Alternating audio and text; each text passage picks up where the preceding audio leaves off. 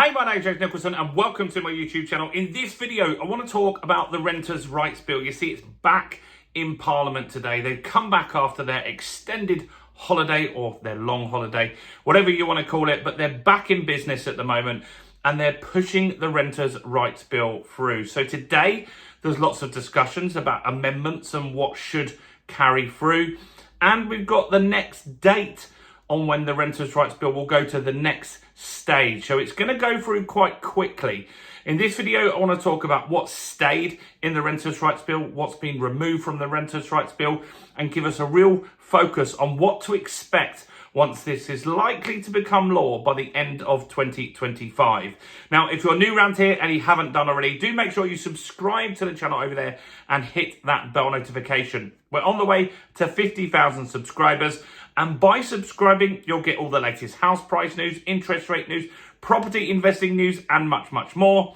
And I think this video is very important. We need to get some views on this to let people know what's going on. How do we do that? Simple. Your part's easy. Smash like, tickle like, do something to that like button. That really helps with the YouTube algorithm, and that really has helped the channel grow. So thanks to everyone that does that. So let's have a look what's in the Renters' Rights Bill still. And I want to talk about what I think could become law quite quickly. So the reason for that is that the Renters' Rights Bill is going through again in Parliament today. They're talking about amendments that need to be made to that bill. That's very important. They've got to agree on when things will roll out. Now, we had something similar.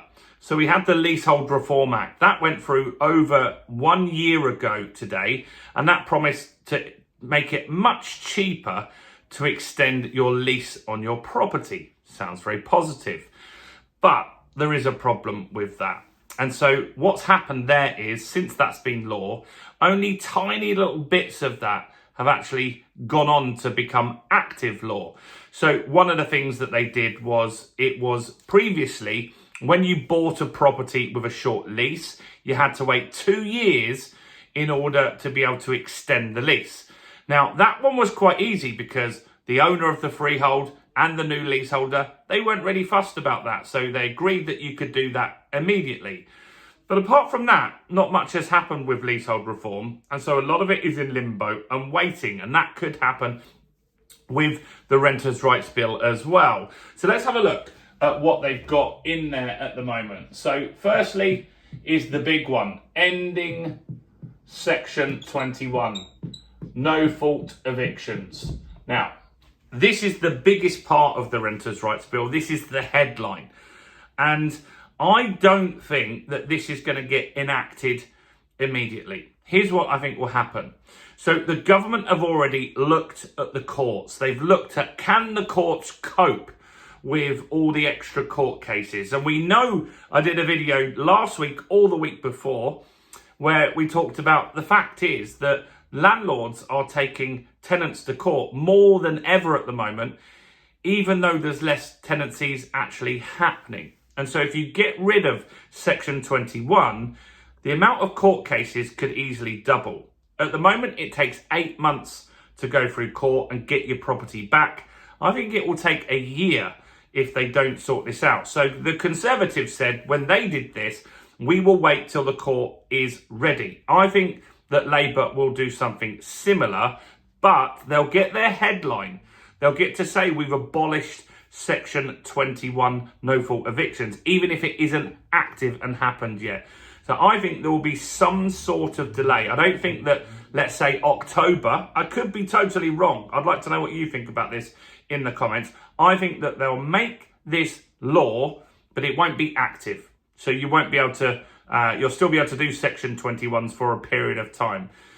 If not, I think you'll get a massive influx of Section 21s very quickly to make sure people can get those done. So that will be interesting to see how that works out. Next, rolling tenancies. Rolling tenancies. So what does that mean? So at the moment, if you get a tenancy agreement, it's either 6 months or 12 months. That's the standard practice for most people.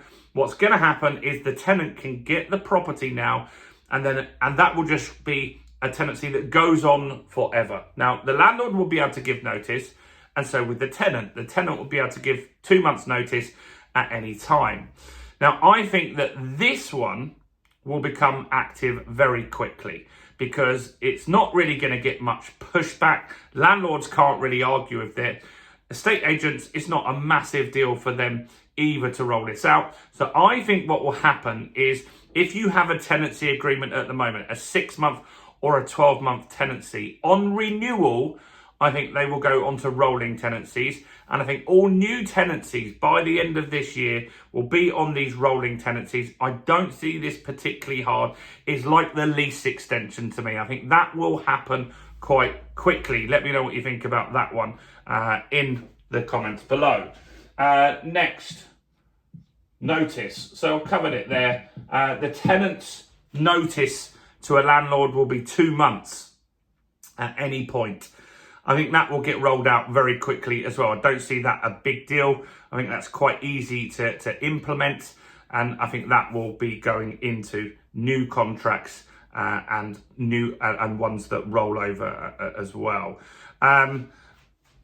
Grounds for possession. Grounds for possession. So what does that mean? Well, grounds for possession is basically the landlord. How can they get possession of their property should the tenant not pay? We're talking rental arrears, unsocial behaviour, smashing the property up, these types of things. I think they've got a lot to figure out on this and exactly how this is going to work. I think this gets bundled in with the Section 21 stuff because it's not going to really work until the Section 21 is gone. So I think this one could take a while. I think you're going to be looking at 1 year to 2 years or longer for this one to be active. I don't see that happening very, very quickly. Next, rent increases.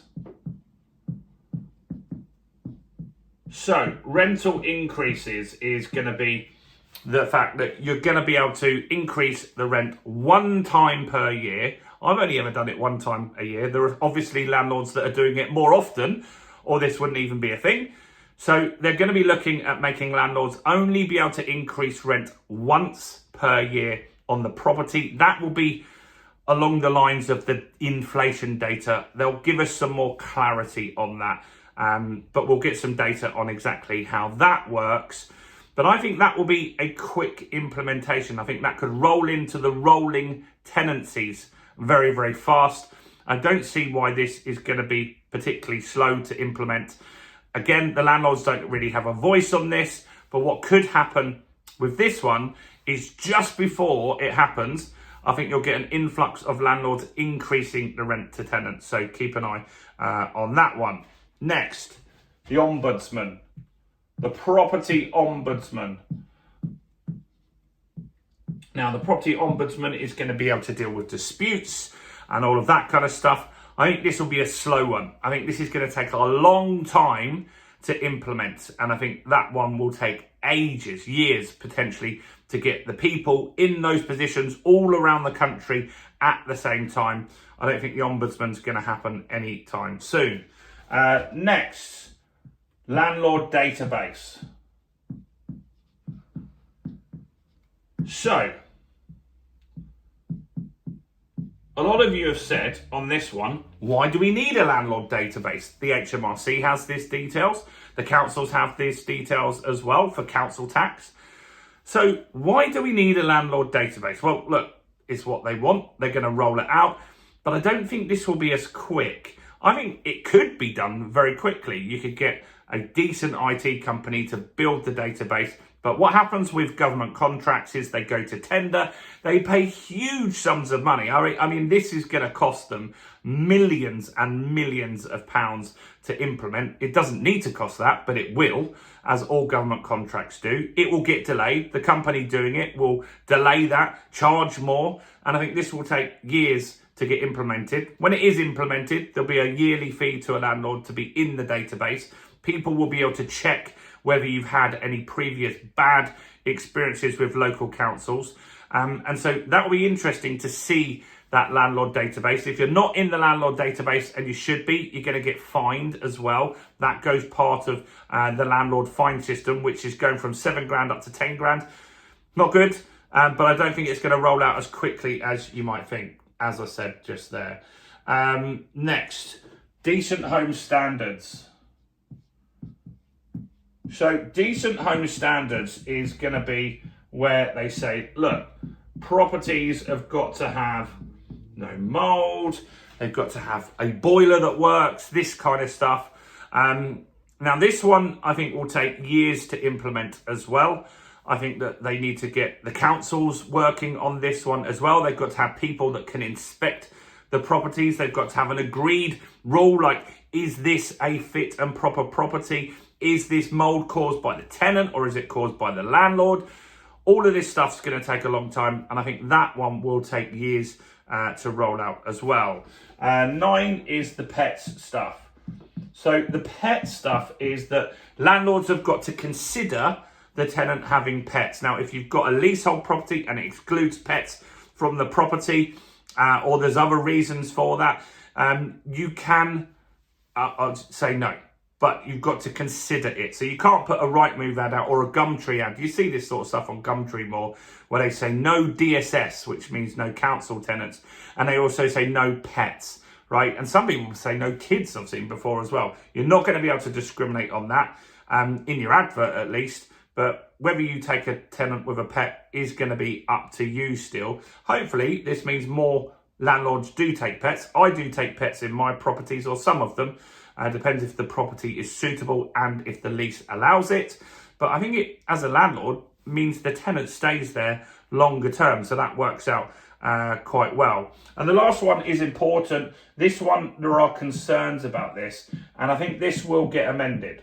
So student accommodation at the moment would have a massive problem with the rolling contract. If you are a student landlord and you get a tenant in September, October, when they start university for that year, and then they gave you notice after 2 months, you would be empty for 10 months in that instance. And that's not good. That doesn't work.